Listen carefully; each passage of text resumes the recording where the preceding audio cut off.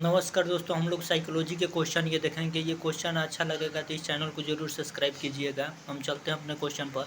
कह रहा है कि छात्रों को ठीक शाबाश और बहुत अच्छा कहना है किसके अंतर्गत आता है? शाब्दिक पुनर्बलन के अंतर्गत आता है, अशाब्दिक पुनर्बलन के अंतर्गत आता है, कि सकारात्मक शाब्दिक पुनर्बलन के अंतर्गत आता है, कि नकारात्मक शाब्दिक पुनर्बलन के अंतर्गत आता है? तो ये सकारात्मक सी, ऑप्शन नंबर सी हो जाएगा। सकारात्मक शाब्दिक पुनर्बलन के अंतर्गत आता है। बच्चों को ठीक शाबाश और बहुत अच्छा कहना है, ये सब। उसके बाद से हम चलेंगे आगे नंबर क्वेश्चन पर। कह रहा है कि विद्यार्थी तब तक नहीं सीख सकते हैं जब तक उन्हें शिक्षा के सामाजिक उद्देश्यों की आवश्यकताओं के अनुरूप न पढ़ाया जाए। उन्हें यह पता न हो कि जो तथ्य उन्हें पढ़ाए गए हैं निकट भविष्य में उनका परीक्षण किया जाए और वे सीखने के लिए तैयार न हो, और दैनिक आधार पर घर में उनके माता पिता विद्यालयों में उनके सीखने के बारे में नहीं पूछे। तो कह रहा है कि दैनिक आधार पर घर में उनके माता पिता और विद्यालयों में उनके सीखने के बारे में नहीं पूछे। ये ऐसा नहीं, वे सीखने के लिए, देखिए क्या कह रहा है क्वेश्चन, देखिए कह रहा है कि विद्यार्थी तब तक नहीं सीख सकते हैं जब वे सीखने के लिए तैयार, जब तक विद्यार्थी सीखने के लिए तैयार नहीं रहेंगे तब तक वह नहीं सीख पाएंगे। तो ऑप्शन नंबर क्या हो जाएगा? ऑप्शन नंबर ये सी हो जाएगा। वे सीखने के लिए तैयार न हो, जब तक वे सीखने के लिए तैयार नहीं है तब तक वो सीख नहीं सकेंगे। ऑप्शन नंबर इसका क्या हो जाएगा? Option number C. कह रहा है कि शिवानी द्वारा पूछे गए प्रश्न का उत्तर शिक्षक तत्काल नहीं दे सकता है, तो शिक्षक की प्रतिक्रिया क्या होनी चाहिए? शिवानी द्वारा पूछे गए प्रश्न का उत्तर शिक्षक तत्काल नहीं दे सकता है, तो शिक्षक की प्रतिक्रिया क्या होनी चाहिए? शिक्षक द्वारा शिवानी को चुप करा देना चाहिए, शिक्षक द्वारा शिवानी का ध्यान बटा देना चाहिए। और आगे कह रहा है कि शिवानी द्वारा पूछे गए क्वेश्चन, देखिए अच्छा से।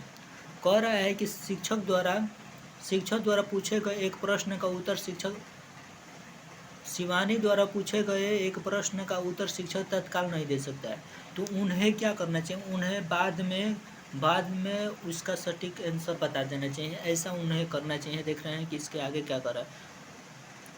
शिक्षक को कहना चाहिए कि मैं नहीं जानता हूँ, ऐसा नहीं। शिक्षक द्वारा इस प्रश्न का उत्तर सही उत्तर बाद में समझ कर देना चाहिए। ऑप्शन नंबर इसका डी हो जाएगा। उसके बाद से कह रहा है कि निम्नलिखित में तो कौन सी घटना नकारात्मक पुनर्वर्ण का उदाहरण है?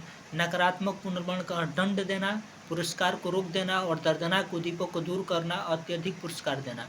तो ये कह रहा है निम्न में से कौन सी घटना नकारात्मक पुनर्वर्ण का उदाहरण है? तो दर्दनाक उद्दीपक को क्या करना है? दर्दनाक उद्दीपक को दूर करना, यही हो जाएगा। ऑप्शन नंबर ये क्या हो जाएगा? ऑप्शन नंबर सी हो जाएगा, दर्दनाक उद्दीपक को दूर करना। उसके बाद से कह रहा है कक्षा में विद्यार्थियों की रुचि बनाए रखने के लिए एक शिक्षक को ये उचित है कि वो क्या करे? वो लगातार प्रश्न पूछे। ये प्रश्न पूछना इससे संबंधित हो जाएगा। उसके बाद आगे कह रहा है कि कक्षा में जो विद्यार्थी प्रश्न पूछते हैं उन्हें क्या करना चाहिए? कक्षा में जो विद्यार्थी प्रश्न पूछते हैं उन्हें लगातार प्रश्न पूछने के लिए प्रोत्साहित करना चाहिए। ऑप्शन नंबर सी हो जाएगा।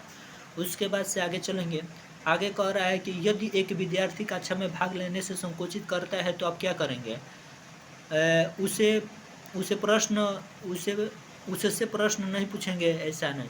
जिन प्रश्नों के उत्तर वह दे सकता है केवल उन्हीं प्रश्नों को पूछेंगे। और कह रहा है कि उन प्रश्नों को नहीं पूछेंगे जिनके उत्तर उनके समर्थ में नहीं है, और उन प्रश्नों को नहीं पूछेंगे जिनके उत्तर उनके समर्थ में से बाहर है और जिसके कारण वह कक्षा में उपहास का पात्र बन सके। और उससे केवल तब प्रश्न पूछेंगे जब तक उसके उत्तर देने के लिए प्रोत्साहित हो। तो ऑप्शन नंबर इसका क्या हो जाएगा? Option number D. उससे तभी प्रश्न पूछेंगे, ये कह रहा है ना, उसे कह रहा है कि उससे केवल तब प्रश्न पूछेंगे जब उसके उत्तर देने के लिए उत्साहित हो। ऑप्शन नंबर इसका डी हो जाएगा। उसके बाद से आगे कह रहा है, रुकिए हम लोग निकाल रहे हैं थोड़ा, एक मिनट रुकिए, इसी तरह चाहे यहीं पर रखा जाए।